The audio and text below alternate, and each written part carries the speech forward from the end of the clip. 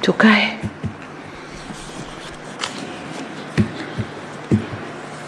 Mheshimiwa Makamu wa Rais wa Jamhuri ya Muungano wa Tanzania Balozi Manuel Nchimbi, Mheshimiwa Dr. Mwigulu Lameck Nchemba, Waziri Mkuu wa Jamhuri ya Muungano wa Tanzania, Mheshimiwa Jaji Mkuu wa Tanzania, Mheshimiwa Jaji Masaju, Mheshimiwa mawaziri mliopo na manaibu mawaziri, Balozi Dr. Moses Bagole Kusiluka, Katibu Mkuu Kiongozi, makatibu wakuu na manaibu makatibu wakuu mliopo, Mheshimiwa Mwanasheria Mkuu wa Serikali, waheshimiwa wakuu wa vyombo vya ulinzi na usalama mliopo nasi, waheshimiwa wakuu wa mikoa mkipokewa na mwenyeji wenu Albert Shalamila wa Dar es Salaam, viongozi wote wa serikali mliopo nasi hapa,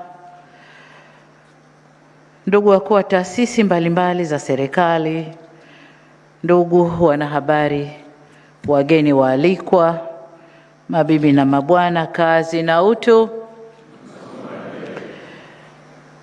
Kwanza kabisa ni shukrani kwa Mwenyezi Mungu tujalia kuweko hapa na kutuwezesha kufanya tulilolikusudia. Nataka niseme kwamba ni hatua nyingine ya kubadilika. Maendeleo ni mabadiliko na hii ni hatua nyingine ya mabadiliko. Kimabadiliko haya ni katika jitihada za kuongeza kasi ya utekelezaji, kuimarisha uwajibikaji na kulinganisha majukumu na vipaumbele vya taifa letu. Lengo ni kuimarisha mahitaji ya mwelekeo wa utekelezaji wa shughuli za serikali ili kuendana na kasi inayolingana na matarajio ya wananchi. Nataka nipige mstari hapo. Lengo ni kuendana na kasi ya matarajio au mahitaji ya wananchi. Hivyo niwapongeze sana mlio hapa leo. Mmeaminiwa kwa uwezo, uzoefu na uadilifu. Niwatake mkaishi na kiapo mlicho hapa leo.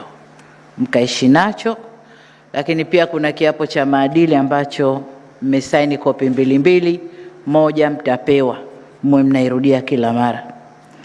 Lakini kile mlicho hapa leo, kama mtu atakuwa amesahau vasi yoyote, Katibu Mkuu Kiongozi anavyo, atakupa urudie.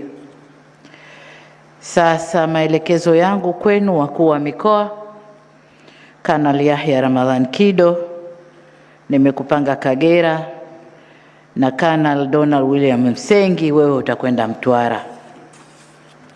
Hii ni mikoa muhimu ya kimkakati kwetu, lakini pia ulinzi na usalama wa nchi yetu. Takupangieni ma-DC ambao mnaweza kwenda nao na lugha moja ili kwenda kuimarisha ulinzi katika mikoa ile. Ni mikoa ya kimkakati kwetu na ni imani yangu kwamba mtakwenda kufanya kazi vizuri. Wasia wangu kwenu ni kushirikiana na mtakao wakuta madedi, wakuu wa wilaya na wengine ambao mtawakuta au mtakao waletea ili mfanye kazi vizuri. Narudia, ile miwili ni mikoa yote, ni mikoa muhimu. Ile miwili ni mikoa ya kimkakati kwa usalama wa nchi yetu, na ndio maana nimetoa makanal jeshini, nimewapanga huko. Kwa makatibu wakuu, Dr. Tausi Mbaga, mipango nimekuvisha kofia mbili, ni katibu mkuu wa mipango na uwekezaji, lakini pia ni katibu mtendaji wa tume. Madhumuni ni kwamba utakalolipanga huku na utekelezaji wa huku viendane sambamba. Mtu ni yule yule. Kinachopangwa ndani ya wizara kama sera, na unapokuja kwenye utekelezaji kitu ni kile kile, unasimamia pale. Na ndio maana Dr. Msemwa naye nikampeleka uwekezaji ili naye akasimamia uwekezaji. Kuna pangwa dira, policy na mambo mengine, utekelezaji kutushushia mipango ndani ya tume, na bwana Msemwa ni mtekelezaji kule uwekezaji. Nataka mkaimarishe usimamizi wa utekelezaji wa mipango ya taifa, na eneo hili ndilo eneo la utekelezaji wa dira yetu na kwa bahati nzuri nyewe wenyewe ndio mlikuwa wasimamizi na waandishi wa dira ile. Kwa hiyo mnajua kiliomo, mnajua nini cha kwenda kufanya. Nachotaka kuwaambia katika utekelezaji wa sera na mipango mliotushushia kupitia Waziri Kitila, tunako kwenda mbele kuanzia nadhani mwaka wa fedha ujao tunapoanza kutekeleza dira. Tumesema katika utekelezaji wa shughuli za uchumi, serikali itawajibika 22%, private sector 70%, na mashirika yetu ya umma 8%. Nataka mkafungue, kwa sababu private sector kwa hivi tulivyojitia makufuli haitakuja. Tunazungumza PPP, lakini sheria zetu zina makufuli. Nataka mkayafungue makufuli. Wale wa private sector waje wawekeze nchini, ndipo takapoipata 70%. Mmekuwa na mimi kwenye safari zangu za nje, mmekuwa mkinisikia ninavyoahidi wawekezaji, na mmeona hamu ya wawekezaji kuja Tanzania. Sasa wasije halafu tumwafungia mlango. Hapana, nataka mkafungue, wawekezaji zije, FDI zije nchini, tuweke vitega uchumi hapa ndani ya nchi na taifa linufaike. Kwa hiyo ni kwa upande wenu, lakini kwa katibu mkuu, makatibu wakuu wengine ni ndugu Matarajio. Kuna siku nilikuapisha nikasema wewe ni spare part yangu. Kwa hiyo kila ninapoitumia spare part wewe usishangae. Sasa nimeona nikutumie kwa katibu mkuu upande wa gesi na mafuta. Tutakwenda kusaidiana na Feli. Feli yuko? Feli atasimamia nishati, kwa sababu katika dira yetu, katika ilani yetu tukifika 30 tunatakiwa kuwa na megawatts ngapi Feli? 8,000. Hiyo ndio kazi yako. Tukitumia jua, tukitumia maji, tukitumia thermal, tukitumia nini, wote huko mbele nataka zile megawatt 8,000 ziwe zimepatikana. Na kwa maana hiyo Matarajio unakwenda kusimamia gesi na mafuta. Mambo yote yanayohusu gesi na mafuta mimi nitakukaba wewe. Kwa hiyo hayo ndio mambo yako. Anayefuata waziri. Waziri umekaa na mimi muda mrefu. Umefanya kazi nzuri sana. Akiambiwa mama kaupiga mwingi na we umo, sababu wewe ndio mtu wangu wa hapa. Lakini kazi yangu ni kulea na kukuza, si kulea na kudumaza. Na ndio maana wengi niliowalea na watoa na wapa posti, nendeni kafanyeni na sukuma vipaji mbele. Nimepiga jicho hapa nikamwona Blandina. Blandina, hebu simama. Huyo alipokuwa na mimi nikimuita my giraffe. Sasa nimempeleka tume ya mipango na ninauliza anafanya vipi, naambiwa safi. Kwa hiyo ndo kazi yangu, kulea na kutoa, na nimetoa wengi. Nimetoa kina Juma Mkomi, sasa hivi makatibu wakuu utumishi, wanafanya vizuri. Nimetoa kina Felista, nimetoa Magoti DC, mnakisikia huko kina Nguruma. Kwa hiyo kazi yangu mimi kama hatchery, nalea halafu na watoa, nendeni kakueni. Kwa hiyo babangu nimekupeleka ukakue. Lakini jengine, unajua ninachokitaka. Umekuwa na mimi kwa muda mrefu. Unajua ninachokitaka. Kashirikiane na waziri wako. Waziri yuko? Kashirikiane na waziri wako. Nataka viwanda. Baseline yangu ni pale alipoacha Jafo. Ripoti yake kanambia kuna viwanda kadhaa, vikubwa, vidogo, vya kati, vya nini. Nataka niwapime kwa idadi ya viwanda nitakavyoleta nchini. Kwa ukubwa wa biashara, utanuzi wa biashara tutakao kuwa tunafanya na nchi za jirani, lakini na nchi za nje. Hicho ndicho kipimo changu kwenu. Kwa sikuwaweka pale mkacheke na wafanyabiashara, mkacheke na wanaviwanda, mzunguke tu kwenye viwanda. Hapana. Vutieni biashara, vutieni viwanda. Kama hamjafahamu, waziri unajua vya kunifika, mchukue mwenzio waziri wako, njoni nikatukae tueleweshane. Haya.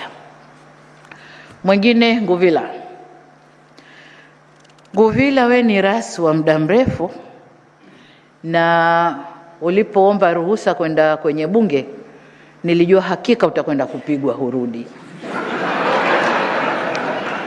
Nilijua hurudi. Lakini nikasema mtoto akitaka wembe mpe, ukishamchinja atajua, si ndio? Kwa hiyo wembe umekuchinja mwanangu. Nikasema ngoja upumzike kidogo, lakini utendaji wako na ujua vizuri sana, na kurudisha na kupeleka Arusha. Arusha unaijua, Arusha imechangamka, Arusha ina mambo mengi, Arusha ni sura ya nchi yetu.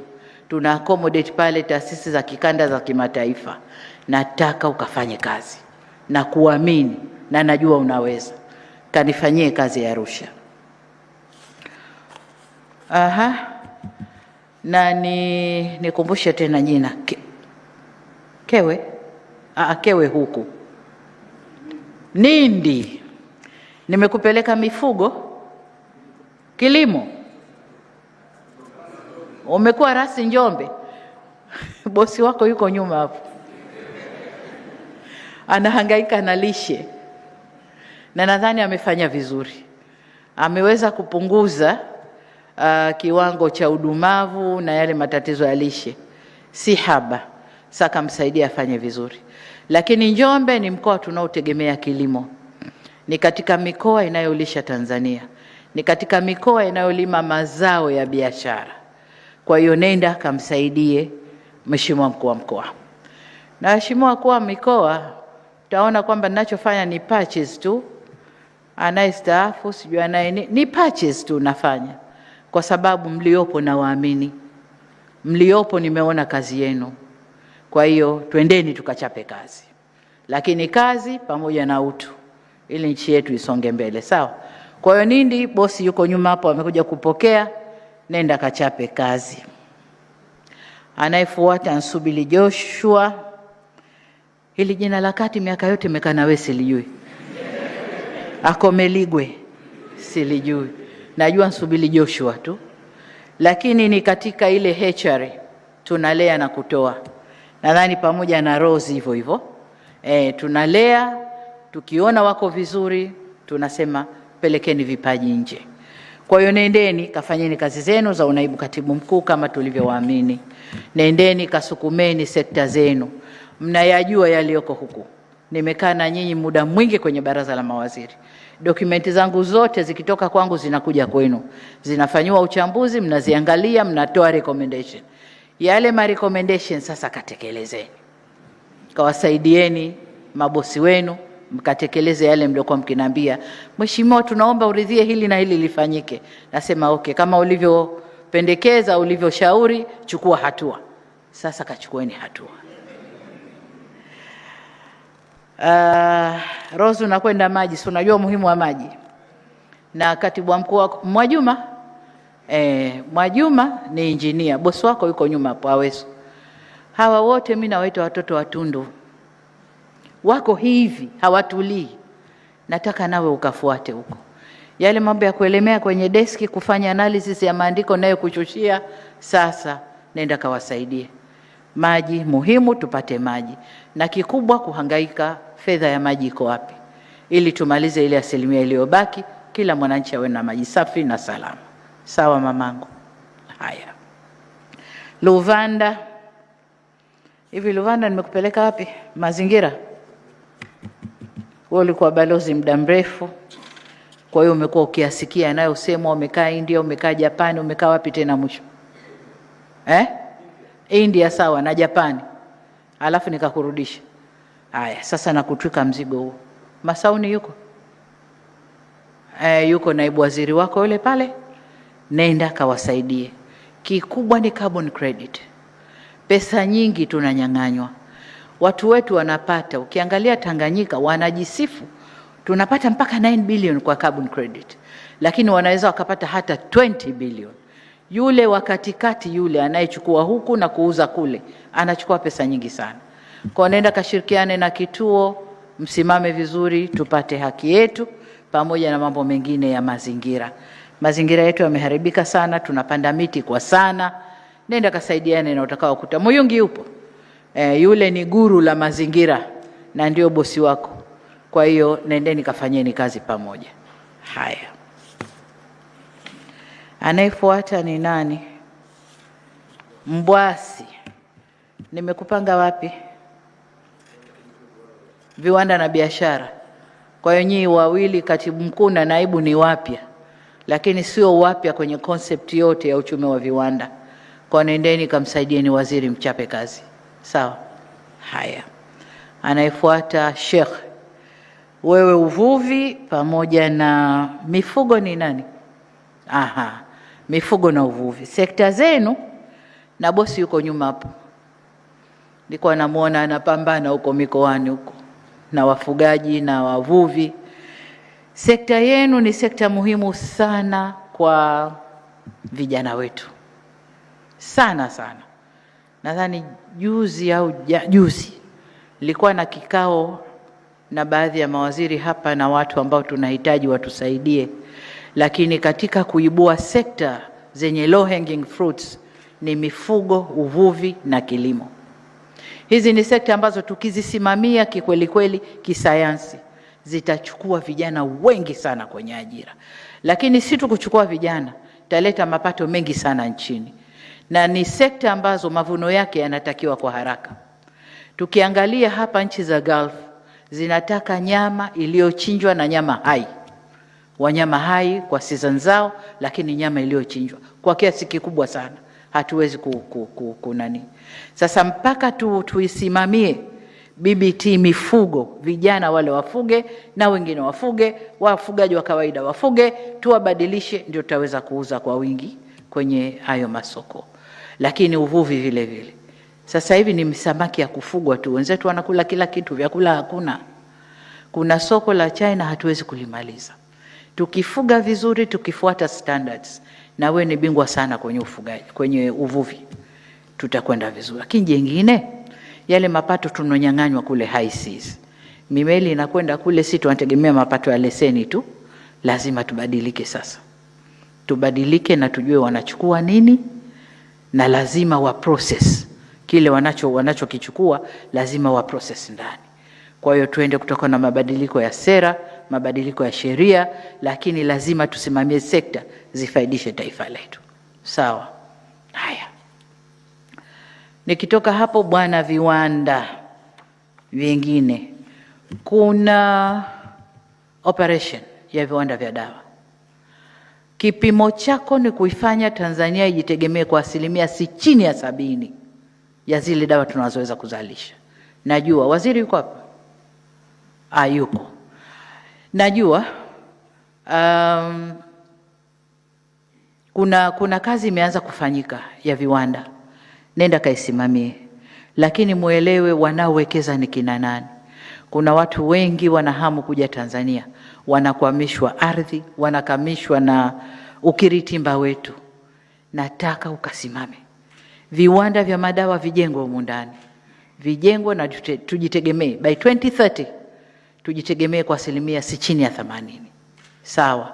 Haya, utasemwa mengi, sijui wa Crown Radio, sijui wa Crown nini. Sicho nilichokupelekea. Najua unaweza kusimamia viwanda vya madawa, wawekezaji, nenda kasimamie. Mifugo nani tayari? Kewe, naibu katibu mkuu wapi? Tume ya mipango ya kwako nimeshasema, pamoja na mabosi wako wawili wale pale. Na wewe si nimekutoa mle ndani, nimekupandisha? Ndio. Au nimekutoa nje nikakuleta? Private sector. Very good. Sasa ile mawazo ya private sector, corporate thinkings, nenda kasaidiane nao vizuri. Hata Tausi alitoka private sector, tumejitahidi sana kumbadilisha awe mserikali, kabadilika, lakini hajalewa sana. Na wewe umetoka private sector, nendeni katupangieni yale mnayokaa kututeta kule nje kwenye private sector. Serikali ingefanya hivi, ingekuwa hivi. Serikali sasa kafanye. Sawa? Nenda kakae na uongozi uliopo, peleka mawazo ya nje, tuikuze tume yetu ya mipango, iwe na ufanisi na kila kitu. Halafu wa mwisho, Kaguti, nakusudia kukupa mamlaka ya nchi hii kwenda kuiwakilisha nje, na utakapokwenda kule, wewe umeibeba Tanzania yote mgongoni kwako. Kwa hiyo nadhani ukitoka hapa, naibu waziri wako yuko hapa, waziri nimemtuma, huyo hapa, wataenda kukupeleka chuoni. Nadhani kuna crash program ya wiki 2 sio au 3. Baada ya hapo watakuwa wamejua kituo chako ni kipi, wanakwenda kufundisha ubalozi kwanza. Lakini wakati mwingine ubalozi mimi huona kama mnafanya uvivu, make zile protocol ufundishwe, sijui kifungo ufungeje, vifungo sijui kidole kikaeje, sijui ukikaji wa meza ufanyeje. Lakini mtu akikusema vibaya, wewe usiseme vibaya, mjibu politely, kitu ambacho mimi siwezi. Wakinikera mimi nabwatuka tu. Nikirudi ofisini, msaidizi wangu wa diplomasia ananiambia, Mheshimiwa Kimpale, leo ulikuwa hivi. Anambia, hiyo kazi yako wewe. Mimi wamenikera, wamesema na mimi nasema. Kwa hiyo utapita kwenye crash program ya kuambia ubalozi ni nini, and then tutakupangia kituo. Utakia kazi njema. Haya, nadhani wote nimesema nao. Ndugu zangu walio hapa na mlio kwenye viti, mlio kwenye nafasi, kazi yetu ni kulifanya taifa hili liendelee. Kazi yetu ni kwenda kuitekeleza dira yetu ya miaka 25 ijayo, ambayo itaishia 50. Tatoka mimi kesho kutwa, ataingia mwingine, nadhani atatoka mwaka gani sijui 40, ataingia mwingine ndio kuja kumaliza utekelezaji wa dira ya 2050. Lakini sisi ndio wa kuweka msingi. Kama tulivyokuta msingi wengine wameweka, sisi tukajenga juu, na sisi ndio wa kuweka msingi wa utekelezaji wa dira ambayo tunakwenda kuitekeleza. Kwa hiyo niombe kila mtu akafanye wajibu wake, kila mtu akawajibike na pale anapotakiwa kuwajibika. Niombe sana ndugu zangu. Sasa mimi kwangu ni jicho, nani anacheza vipi. Ukiona steps zako haziendani na ngoma ninayoipiga, basi tutatupisha tu pembeni, niangalie nani mwingine miguu yake miepesi ambaye anaweza akaendana na steps za ngoma ninayoipiga. Sawa ndugu zangu, nawatakia kila laheri, kazi njema. Wale waliofikiri labda tukiingia kutakuwa na pindua meza, mambo yaanze upya, hapana. Hii serikali inaendelea. Kwa hiyo kutakuwa na mabadiliko, patches, kubadilishana vituo, kubadilishana sekta, hayo yatakuwepo. Lakini mpaka mtu akithiri sana ndio atakaa pembeni. Asipokithiri tutakwenda pamoja, tutarekebishana, tutakwenda pamoja. Kwa hiyo kachapeni kazi, kafanyeni kazi zenu. Tanzania ina midomo mingi mikubwa, kila unalofanya linatafsiriwa. Sasa nilikuwa naona mambo mengi, waziri katolewa, kiko wapi? Nacho kuambieni, nimelea, amekuwa na muexpose kwenye sectors. Ndicho nilichofanya. Na wote nilio wasogeza ni hivyo hivyo. Nalea, wanakuwa na wapeleka. Wengineko ningeacha Adumaye na mimi hapa. Mimi kesho kutwa natoka, future yake iko wapi? Nimwache Adumaye na mimi hapa. Anayekuja atakuja na wakwake. Kwa hiyo acheni midomo ya uongo. Asanteni sana. Asante.